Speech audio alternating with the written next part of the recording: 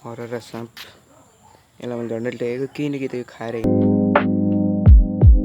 So hello guys welcome back to my vlog. आज चाहिँ के भन्दाखेरि म स्कुलबाट आइसकेको थिएँ, कपडा खोलेँ अनि यता खुट्टा धोएँ, ब्याग यता राखेँ र उता खाना पकाउँदैछु। खाना त मम्मीले पकाइसक्नु भएको थियो, मैले तरकारी पकाउँदैछु। र आज क्लासमा चाहिँ अति नै बोर भयो। सब जुन पनि जो सरहरू पढाउन आउनुहुन्छ सबकोमा निद्रा लागिरहेको थियो। तपाईँले पढ्यो र हाम्रो मम्मी यता हुनुहुन्छ। के ल्याएको? हो आँप पाकिसकेको छ त, कति छिटो पाएको आँप।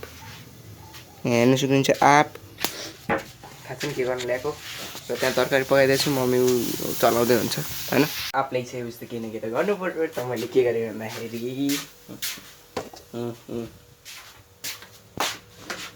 काटिदिएँ।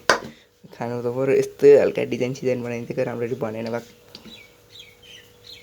यो बिगिनर्स अब आँप खान्छु अनि आरामले बस्छु अनि त्यसपछि खाना खाने अनि त्यसपछि दिउँसोतिर के गरिन्छ मलाई पनि थाहा छैन।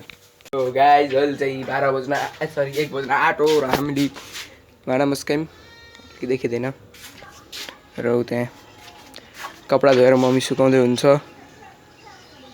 अब हाम्रो यता चाहिँ मौसम पानी पर्ला जस्तो अँध्यारो टाइप भइसक्यो, पुरै अँध्यारो भएको छ। र यता अहिले चराहरू कस्तो मिस गरेँ।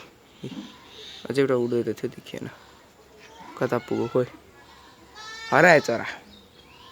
मैले झन्डैले एउटा चिजलाई टेकेँ, हरर र साँप यसलाई मैले झन्डैले टेकेको केही न केही त यो खाएर हिँड्ने रहेछ।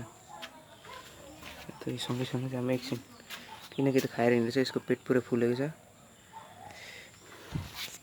मैले झन्डैले टेकेको होइन, अहिले मलाई होइन, मैले चाहिँ झन्डैले टेकेको। अनि म अब कति मिनटमा कहाँ पुगिसक्यो भने चाहिँ मलाई नै थाहा हुँदैन त होइन। अनि आज चाहिँ के खानासाना पकाउनको लागि मम्मीले आज के पकाउने भन्दाखेरि मासु पकाउने भनिदिन्छ नि। प्याज काटेको छु, त्यहाँ लसुन कुट्याउन बाँकी छ। र अब यति नै आजको लागि ब्लग। तपाईँहरूलाई राम्रो लाग्यो भने लाइक सब्सक्राइब गरिदिनु होला। आजको लागि यति नै, धन्यवाद।